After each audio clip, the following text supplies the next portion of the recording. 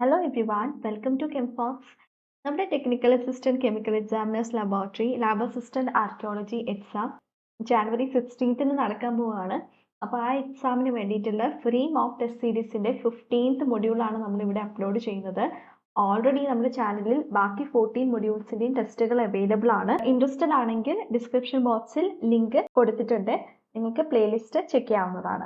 Module 15ലേക്ക് വരുമ്പോഴേക്കും നമുക്ക് പഠിക്കാനുള്ളത് മൊളിക്കുലാർ സ്പെക്ട്രോസ്കോപ്പി ആണ്.